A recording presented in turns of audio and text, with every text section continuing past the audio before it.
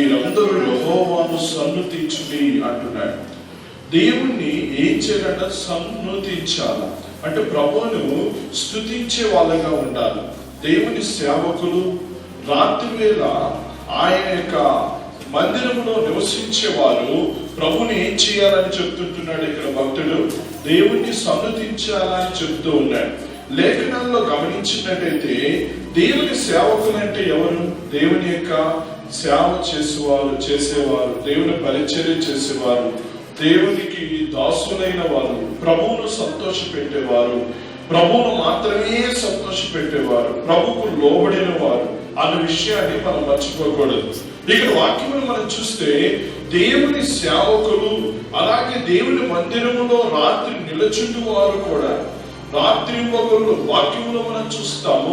లోక 18వ అధ్యాయములో అక్కడ ఏమి రాస్తున్నారంటే, తాను ఏర్పాటు చేసుకున్న వారు దివారాత్రులు తన గురించి మొరపెట్టుచుండగా వారికి ఆయన న్యాయం తీర్చును అని ఆ మాట అక్కడ కనిపిస్తుంది. అంటే రాత్రి పగలు ప్రార్థన చేసేవాళ్ళు, ప్రభుత్వ సహవాసం చేసేవాళ్ళు. కొంతమంది పగలంతా కూడా కొంతమంది పనులు చేస్తూ ఉంటారు. రాత్రి వేళ అనే పదం ఎందుకు ఇక్కడ కనిపిస్తుందంటే, ఎక్కువగా పగటి వేళ మన పనుల మీద మనం ఉన్నా కూడా రాత్రి వేళైనా ప్రభుత్వం మన సహవాసం కలిగిన వారంగా మనం ఉండాలి. వాక్యంలో కూడా చూస్తాం, యేసుక్రీస్తు ప్రభువారు పగటి వేళ పని చేసినాడు దేవుని యొక్క పని, రాత్రి వేళ ప్రార్థన చేసినట్టుగా వాక్యంలో రాయబడింది. రాత్రి వేళ ప్రార్థన చేసినాడు, పగటి వేళ ఏం చేసినాడు? పని చేసినాడు. ప్రార్థన పగటి వేళ పనికి సహకరిస్తుంది. ఒక రకంగా చెప్పాలంటే ఫలింపులోనికి తీసుకొని వస్తుంది, జయ జీవితంలోనికి తీసుకొని వస్తుంది. కనుక మనం రేపటి దినం కొరకు ఈ రాత్రి మనం సిద్ధపడాలంటే, ఈ రాత్రి మనం ప్రభుత్వ సహవాసం కలిపినట్టయితే ఆ మరుసటి రోజు వారు ఎలా గడుపుతారో తెలిసిన అంత సంతోషకరమైన విధంలో ఆ ముందుకు కొనసాగుతుంది. చాలా మంది ఉదయకాల సమయంలో ప్రార్థన చేసే వాళ్ళు ఉన్నారు. కొంతమంది ఆయా స్థలాలకు వెళ్ళినప్పుడు వాళ్ళే చెబుతూ వచ్చినారు. చాలా సంతోషం. కొంతమంది కాలగంట సేపు ప్రార్థన చేస్తున్న పాస్టర్ అంటారు, కాలగంట సేపు. కొంతమంది అర్ధగంట సేపు ప్రార్థన చేశారు పాస్టర్ అసలు నేను నిద్ర నాకు పట్టలేకుండా పోతాను పాస్టర్, తెల్లారి అయ్యేంత వరకు కూడా నాకు లేకపోతే లేకుండా పోతాను. కొంతమంది ప్రార్థనే చేయకుండా ఆ దినాన్ని కొనసాగిస్తూ ఆ దినములో చాలా నష్టాన్ని చూసే వాళ్ళు ఉన్నారు. అయితే రాత్రి వేళ దేవుని సన్నిధిలో ప్రార్థించాలా, దేవునికి ఒక కనిపెట్టాలన్నది వాక్యం మనకు తెలియచేస్తుంటున్నది, మనకు నేర్పిస్తుంటున్నది. చూడండి, పరిశీలించండి దేవుని యొక్క వాక్యాన్ని. ఇక్కడ మనకు కనిపిస్తుంది 121వ నోట. చూడండి, ఈ భాగంలో మనము పరిశీలించేద్దాం.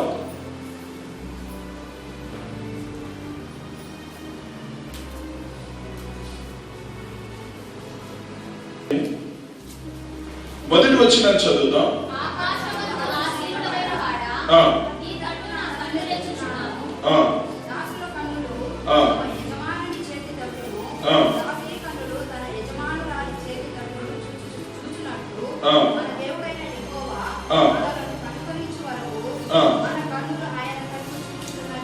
నూట 12వ కీర్తన మొదటి వచనం చూద్దాం. 112వ కీర్తన మొదటి వచనం.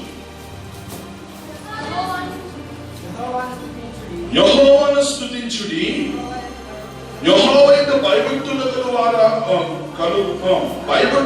గలవాడు, ఆయన ఆజ్ఞలను బట్టి అధికముగా ఆనందించువాడు ధన్యుడు. ఇక రాయబడిన మాటలు చూడండి. యెహోవాని ఏం చేయాలట? సన్నుతించుడి అనే మాట అక్కడ చూస్తున్నాము. దేవుణ్ణి మనం స్తుతించే వ్యక్తులుగా ఉండాలి. ఇక రాస్తున్నాడు, యెహోవా యందు భయభక్తులు గలవాడు, ఆయన ఆజ్ఞలను బట్టి అధికముగా ఆనందించేవాడు ఏమై ఉంటాడంట? ధన్యుడు అని వాక్యం తెలియజేస్తుంది. కాబట్టి ప్రభువును బట్టి మనం ఏం చేయాలా? ప్రభు సేవకుడన్నా, రాత్రి వేళ ప్రభుత్వం గడిపేవాడైనా ఏం కలిగి ఉండాలా? ఏం కలిగిన వ్యక్తి అయి ఉంటే దేవుని స్తుతించగలుగుతాడు అంటే వాక్యం మనకు తెలియజేస్తుంది, మనకు నేర్పిస్తుంది. ఏం కలిగి ఉండాలో తెలిసిన ఆయన భయభక్తులు కలిగి ఉండాలి. హల్లెలూయా. ఆయన ఆజ్ఞలను మనం గైకొనే వ్యక్తులుగా ఉండాలి. నిజంగా దేవునికి సేవకుడు, లేకపోతే దేవునితో నేను ఎక్కువ సమయం గడుపుతాను అని చెప్పడం మంచిదే కావచ్చు, కానీ దానికి తగిన క్రియ అనేది మనలో ఉండాలి. ఏంటి ఆ క్రియ అంటే ఆయన ఎందుకు భయభక్తులు కలిగి ఉండడు. రెండవదిగా ఆయన ఆజ్ఞలన్నింటిని కూడా అనుసరించి నడవడం. హల్లెలూయా. అదే నిజముగా దేవుని యొక్క సేవకుని లక్షణము. రెండవదిగా దేవునితో సహవాసం చేసే వారి యొక్క లక్షణం. హల్లెలూయా. అలా ఉండి మన ప్రభుత్వ సహవాసం చేయగలిగితే దాని యొక్క ప్రభావమే వేరు. దేవుని స్తోత్రం. అందులో ప్రభావం ఉంది. నీతిమంతుల విజ్ఞాపన మనస్పూర్వకమైనదై బహు బలముగా ఉంటుంది అని ఉంది. నీతిమంతులంటే ఎవరు? దేవునితో భయభక్తులు కలిగిన వాడు. నీతిమంతుడంటే ఎవరు? ప్రభుత్వ సహవాసం చేసేవాడు. అలా సహవాసం చేసేవాడు కనుకే అతని జీవితంలో ఏం కలుగుతుందో తెలుసా? అతను చేసే చిన్న ప్రార్థన కావచ్చు, అది బహుబలంగా పనిచేస్తుంది. హల్లెలూయా. చిన్న ప్రార్థన, ఒక చిన్న ప్రార్థన చేసినాడు, ఆకాశం నుంచి అగ్గి వచ్చిందని వాక్యం చెబుతోంది. అగ్గి వచ్చి నీళ్లను, బొగ్గిని, రాళ్లను, దాని మీద ఉన్న కట్లను, దాని మీద ఉన్న మాంసమును అంతటిని కాల్చేసింది. నిప్పు పెట్టలేదు ఏలియా, కానీ ఒక చిన్న ప్రార్థన ఎంత అద్భుతం చేసింది. హల్లెలూయా. అలాగే హిజ్కియా ఒక చిన్న ప్రార్థన చేసినాడు, 15 సంవత్సరాల ఆయుష్ పెరిగి. హల్లెలూయా. ఎన్ని సంవత్సరమా? 15 సంవత్సరములు ఆయుష్ కాలం పెరిగింది. ఒక చిన్న ప్రార్థన. ప్రార్థనలో బలం ఉండాలి, శక్తితో కూడిన భక్తి. ఏం కలిగి ఉండాలమ్మా? శక్తితో కూడిన భక్తి. శక్తితో కూడిన భక్తి ఎప్పుడు ఏర్పడుతుందంటే భయముతో కూడినది అయితే అది శక్తితో కూడినదై ఉంటుంది. హల్లెలూయా. భయముతో కూడినదైతే అది శక్తితో కూడినదై ఉంటుంది. ఆ ప్రార్థన దేవుడు ఆలకించి కార్యం చేస్తాడు. ఇక్కడ వాక్యంలో గమనించండి, ఇక్కడ మనం చూస్తుంటున్న ఆ భాగాన్ని పరిశీలించేద్దామా? ఇక్కడ మనం చదువుతున్న 2వ వచనం కూడా చదవండి. 112:2. వాని సంతతి వారు భూమి మీద ఏమై ఉంటారట? బలవంతులగుదురు. ఎవరు? ఆయన యందు భయభక్తులు కలిగిన వారు, లేకపోతే ఆయన సేవకుల యొక్క బిడ్డలు. ఎవరి పిల్లలవా? సేవకుల యొక్క పిల్లలు. ఇంకా చెప్పాలంటే రాత్రి వేళ దేవుని సన్నిధిలో నిలిచుండేవారు, లేకపోతే ప్రార్థించే వారి యొక్క పిల్లలు ఎలా ఉంటారంటే తెలుసా? ఎలా ఉంటారు? చదవండి. వారి పిల్లలు వంశపు వారు దీవింపబడుతున్నారు. అంటే దేవుని యొక్క దీవెన వారి మీద ఉంటుంది, వారి మీద ఆశీర్వాదం అనేది ఉంటుందనే వాక్యము స్పష్టంగా మనకు తెలియజేసుకుంటున్నాం. కనుక ఈరోజు ప్రభువును మనం ఆరాధించడానికి, సన్నతించడానికి మన ఈ స్థలానికి మనం వచ్చి ఉన్నాం. నిజముగా మనము మన పిల్లలు దీవించబడాలంటే మనం ఎక్కడ ఉండాలో తెలుసా? దేవుని సేవకులుగా, ఆయనతో భయభక్తులు కలిగిన వారిగా ఉండాలా, ఆయన ఆజ్ఞలు కైకొని వారుగా ఉండాలా. రాత్రి వేళ మనము మేలుకొని ప్రభుతో సహవాసం చేసే వాళ్ళగా ఉండాలి. మనం ఎంత ఎక్కువగా సహవాసం చేయగలుగుతామో అంతగా ఆ దినము మన పిల్లలు, మనము ఆశీర్వదించబడతాం, దీవించబడతాం. వాక్యంలో ఆటలు మనకు కనిపిస్తాయి కూడా. చూడండి, గమనిద్దామా? ఒకసారి ఆ భాగాలను కొన్ని పరిశీలించేద్దాం. లేవియా కాండం గురించి ఒక మాట చూస్తాం. లేవియా కాండం 8:35 వచనం చదువుదాం.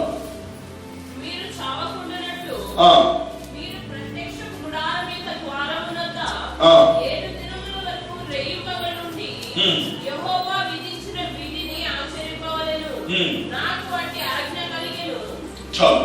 ఇక రాయబడి ఉంది, దేవుడు ఏది విధిస్తాడో దానిని మనం ఏం చేయాలంటామా? ఆచరించాలంట. రేయింబగుళ్ళు ఏం చేయాలా? రేయింబగులు. కొన్ని సందర్భాలు ఆదివారం రోజు ఆరాధన గురించి వాక్యం మనకి ఏం తెలియజేస్తుంది? విశ్రాంతి దినం, ఆ దినం ఎవరు ఏ పని చేయకూడదని వాక్యం స్పష్టంగా చెప్తుంది నిర్గమాకాండంలో కానీ, ద్వితీయోపదేశ కాండంలో కానీ మనం ఆ దినం పూర్తిగా ప్రభువుకు మనం ఇస్తామా? ప్రభువుకు మనం ఇస్తామా? మనం ఇవ్వం.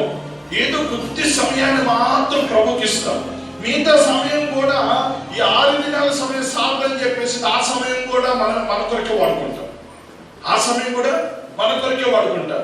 చూడండి, ఆదివారం రోజు వచ్చినామా ఈ స్థలానికి, ఎంత సమయం ముందు ప్రార్థన గడిపినామా, మన ఇంటికి వెళ్ళినామా, ఇంటికి వెళ్ళిన తర్వాత లేకపోతే దారిలో పోయేటప్పుడు కరపతిని ఒక చేతిలో పట్టుకున్నామా, పోతూ పోతూ కొంతమందికి సువార్త చెబుతూ దేవుని ఇంటికి వెళ్ళినామా, ఇంటికి వెళ్ళిన తర్వాత కొంచెం మళ్ళా తిరిగి నైట్ కూడుకొని ప్రార్థన చేసినామా, అలాగా కరపతిని ఎవరికి ఇచ్చున్నామో వాళ్ళ కొరకు ప్రార్థన చేయాలి. రెండోదిగా ఆ సంఘం అంతా కొరకు ప్రార్థన చేయాలి.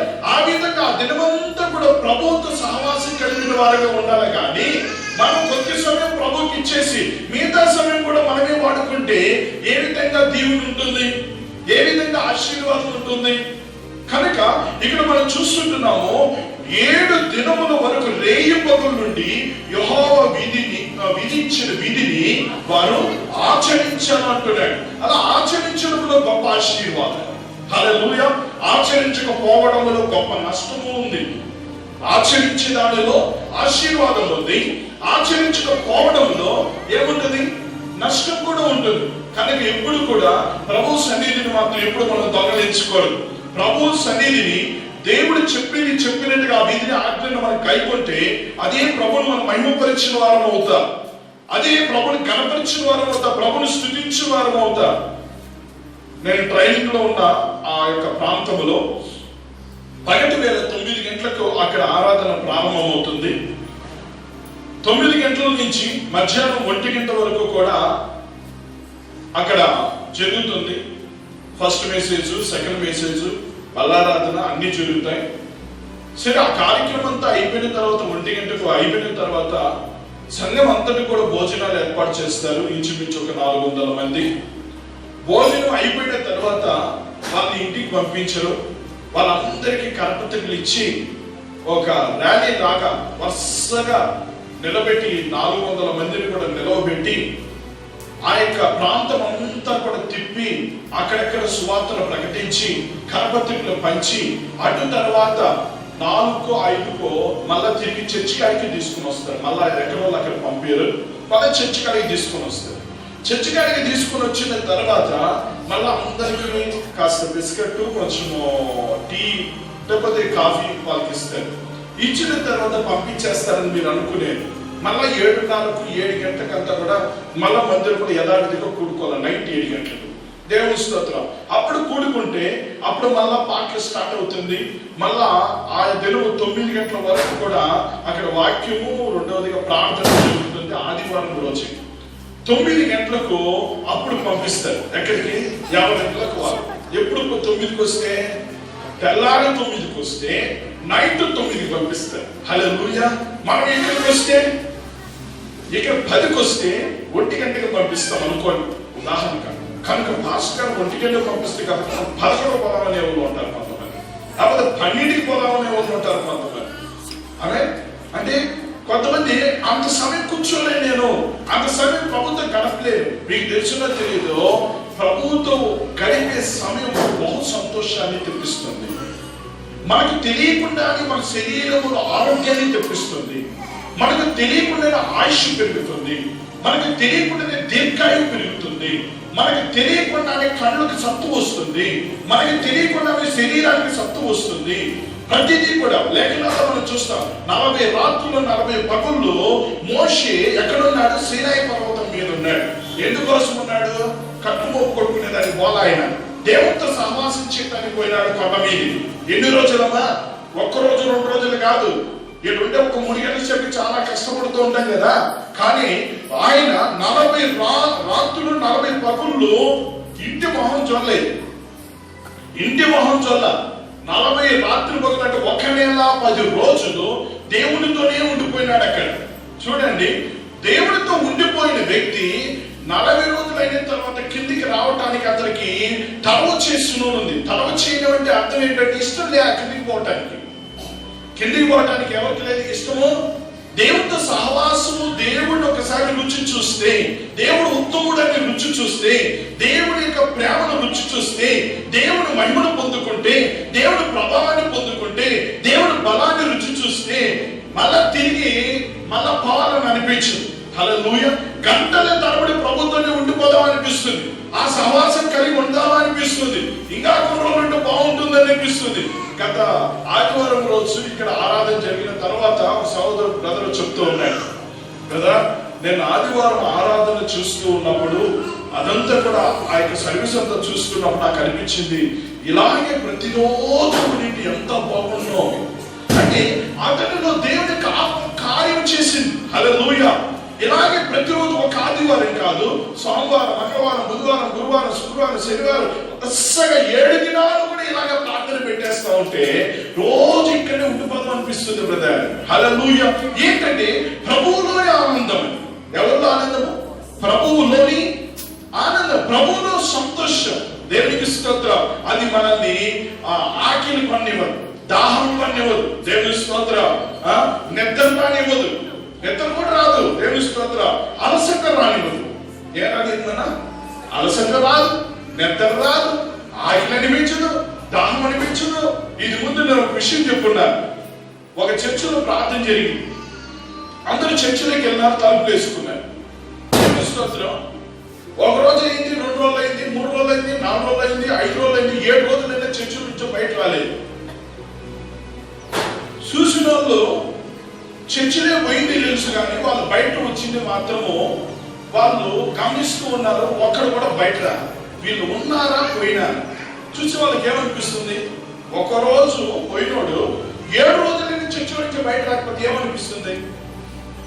మనం ప్రార్థనకి వచ్చినాం, ఒక 3 గంటల సేపు అయిన తర్వాత అంతెందుకు 3 గంటల సేపే కనీసం 30 సార్లు బయట పోయేసి వస్తాము. 3 గంటల సేపే 30 సార్లు లేకపోతే 3 సార్లు పోయేసి వస్తాం రావా? 7 రోజులు కూడా వాళ్ళు మందిరంలోనే ఉన్నారంట. దేవుని స్తోత్రం. 7 రోజుల తర్వాత వాళ్ళు తలుపు తట్టితే వాళ్ళు తలుపు తీసినారట. ఏమయ్యా, ఏం చేస్తుంటారయ్యా, ఇప్పటికి 7 రోజులు అయిందయ్యా అన్నారట. అవునా అన్నారట వాళ్ళు. హల్లెలూయా. ఏమన్నారు? అవునా, ఏమయ్యా నేను ఇంతకు ముందు వచ్చినట్టుంటే. దేవుని స్తోత్రం. అంటే ఒక దినము 1000 దినములు, ఒక దినం 1000 దినములతో సమానము. 1000 దినములు అని వాక్యంలో కనిపిస్తుంది కదా. అవును, ప్రభు సన్నిధిలో అంత సమయం గడిపినప్పుడు వారికి అంత సమయంలో వారికి అనిపించలేదు వాళ్ళకు. హల్లెలూయా. అంటే ప్రభువులోని గొప్ప ఆనందం అలాంటిది. దేవుని స్తోత్రం కలుగును గాక. హల్లెలూయా, హల్లెలూయా. కనుక రాత్రి వేళ ప్రభువుతో మనం ఏం కలిగి ఉండాలమ్మా? సహవాసాన్ని మనము కలిగిన వారంగా మనం ఉండాలి. ఒకవేళ ఇదివరకు ఒకవేళ కలిగి ఉండకపోతే మీరు దేవునితో అలాంటి సహవాసాన్ని కలిగి ఉండండి. చూడండి, మరొక విషయాన్ని మన లేఖనాల్లో మనము చదువుతాము. దీనికి సంబంధించి చాలా విషయాలు మనకు కనిపిస్తాయి. కీర్తన 136వ వచనం చదువుదాం. కావలి వారు ఉదయం కొరకు కనిపెట్టుట కంటే ఎక్కువగా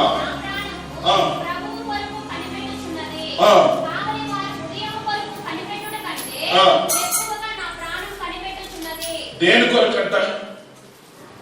కావలి వారు ఉదయం కొరకు కనిపెడతారు.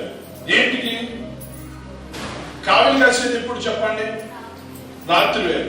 నేను ఈ మధ్య చాలా కాలం క్రితము చీరాలకు వెళ్ళేవాడిని. ప్రతి నెల చీరాలకు వెళ్ళేవాడిని, అక్కడ ప్రేయర్కి వెళ్ళేవాడిని. తెల్లారు 3 గంటలకు మాకు 2 ఆ టైంలో ట్రైన్ ఆగుతుంది చీరాలు. ట్రైన్ దిగేసి వెళ్తే ఎవరు ఉండరు.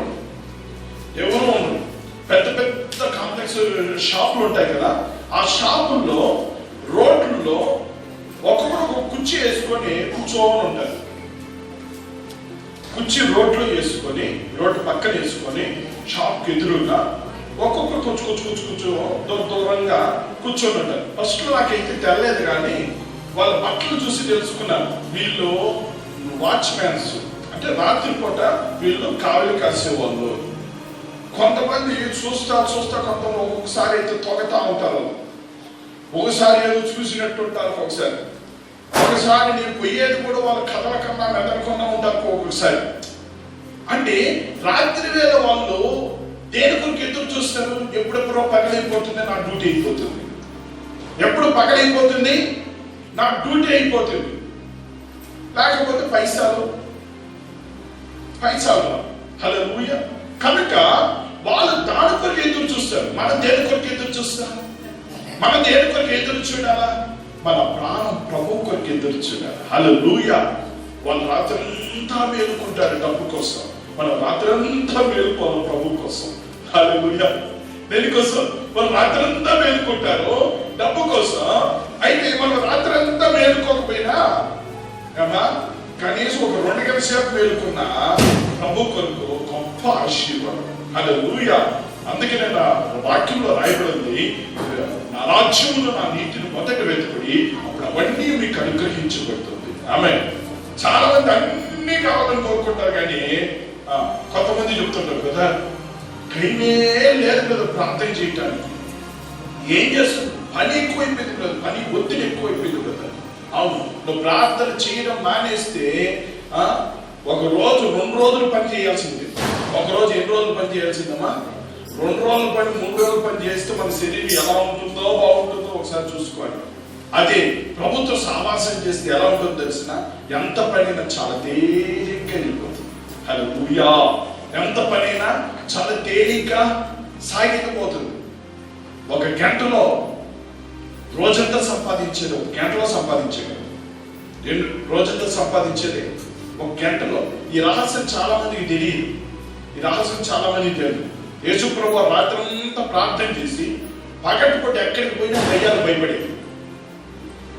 రోగుల మీద చేయి పెడితే స్వస్థత వచ్చేవాడు, వ్యాధిగ్రస్తులు స్వస్థత వచ్చేవాడు, చచ్చిపోయిన వాళ్ళు 4 దినాలు సమాధిలో ఉన్నోళ్ళు కూడా లెయ్యమంటే లేచేసేవాడు. పాడెత్తుకోబోతా ఉంటే పాడి పట్టుకుంటే పాడి మీద ఉన్నోడు కూర్చున్నాడు. హల్లెలూయా. ఈ కార్యాలు ఎలా జరిగినాయి?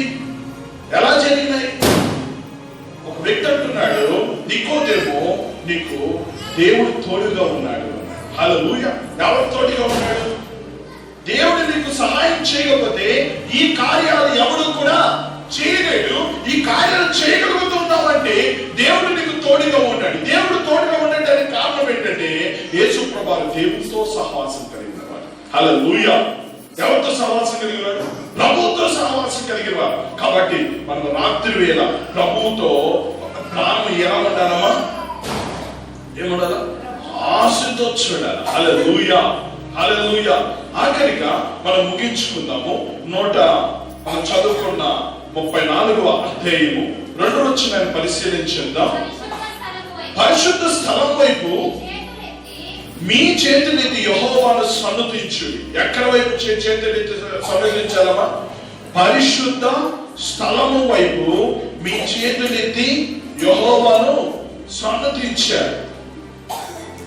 ఆ దినాలలో దానియేలు కిటికీ తలుపులు తెరవబడి ఉండగా యెరూషలేము వైపు చూసి మోకరించి అతను ప్రార్థన చేసినాడు. యెరూషలేములో ఏముంది? అక్కడ దైవాలయం ఉంది. దేవుని కార్యం, పరిశుద్ధమైన ఆలయం. ఆ ఆలయంలో అడుగు పెడితే స్వస్థతలు, ఆశీర్వాదము, దీవెన, మేలు, క్షేమము. ఎందుకు దేవుని సన్నిధికి వెళ్ళాలి? మన ఇంట్లోనే కూర్చుంటే ప్రార్థన చేసే ప్రార్థన రాదా? స్తుతిస్తే స్తుతి రాదా? వాక్యం చదివితే ఏమన్నా చదివితే మనకే వాక్యం రాదా? ఎందుకు మనం ఇక్కడ కూడుకోవాలా? ఇక్కడ దేవుని యొక్క పరిశుద్ధ స్థలము కనుక ఈ స్థలంలో మనం అడుగు పెడితే ఈ స్థలంలో దైవ మహిమ ఉంటుంది. హల్లెలూయా. నడిగడ్డ ప్రాంతంలో ఒకనొక సందర్భంలో ఒక వ్యక్తిని తీసుకొని వచ్చినారు. ఆ వ్యక్తి నడవలేని పరిస్థితి, నడవలేని స్థితిలో ఉంటే మాటలు కూడా రావు. పాస్టర్ గారు ఇతని కోసం ప్రార్థన చేయాలి, ఇలాంటి స్థితిలో ఉన్నాడు. సరే, అతన్ని దగ్గరికి వెళ్ళి చూస్తే అతను ఎక్కడో లోపల ఎక్కడో మాట్లాడుతున్నాడు. అతడు ఉంటాడో పోతాడో అర్థం కాని పరిస్థితి వచ్చేసింది. అయినా కూడా నేను ఒక మాట చెప్పాను, ఇతన్ని తీసుకుని వెళ్ళి చర్చిలో పెట్టండి అని చెప్పాను. దగ్గర తీసుకుని వెళ్తే మధ్యలోకి తీసుకుని పెట్టండి. జస్ట్ వారం తిరగకున్నాను, ఎక్కడికి వెళ్ళలేదు. ఎత్తుకొని పోయిన వ్యక్తిని అతని నడుచుకొని వెళ్ళిపోయినాడు చెరుకోరుపల్లి వరకు. ఎత్తుకొని పోయిన వ్యక్తిని నడుచుకొని చెరుకోరుపల్లి వరకు వెళ్ళిపోయినాడు. Praise God. హల్లెలూయా. ఏముంది అక్కడ? దేవుడి యొక్క మహిమ ఉంది దేవుడి మందిరములో. హల్లెలూయా. దేవుడి మహిమ ఉంది. అక్కడే రేయింపకులు అక్కడే ఉన్నారు. ప్రభువు యొక్క హస్తం ఆ బిడ్డను ఏం చేసింది? స్వస్థపరిచింది. దేవుడు అతన్ని లేపినాడు. దేవుడికి స్తోత్రం. కనుక దేవుడు మందిరానికి ఎందుకు రావాలా మనము అంటే అంటే అందులో దేవుని యొక్క ప్రభావం ఉంటుంది, దేవుని యొక్క శక్తి ఉంటుంది. కాబట్టి నిర్లక్ష్యం ఎప్పుడు కూడా దేవుని మందిరానికి విషయంలో మనం చేయకూడదు. ఎంత కష్టమైనా సరే ప్రభు సన్నిధికి మనం ఏం చేయాలో తెలుసా? తప్పకుండా ప్రభు సన్నిధికి వచ్చి పడిపోవాలనుకుంటున్నాం. హల్లెలూయా. కనుక ఈ స్థలంలో ఆఖరికి ఒక మాటను చూద్దాము. ఆఖరిగా ఒక మాట 3వ వచనం, భూమాకాశములు సృజించిన యెహోవా సియోనులో నుండి నిన్ను ఆశీర్వదించును గాక. చూసిన ఆశీర్వాదం ఎక్కడుంది? ఆశీర్వాదం ఎక్కడుంది?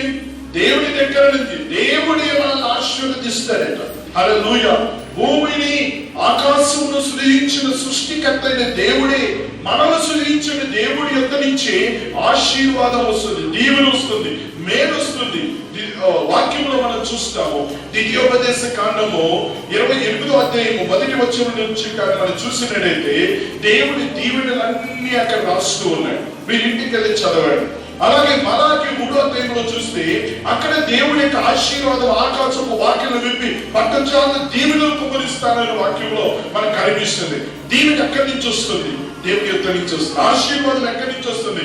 దేవుని యొద్ద నుంచే మనకు కలుగుతుంది.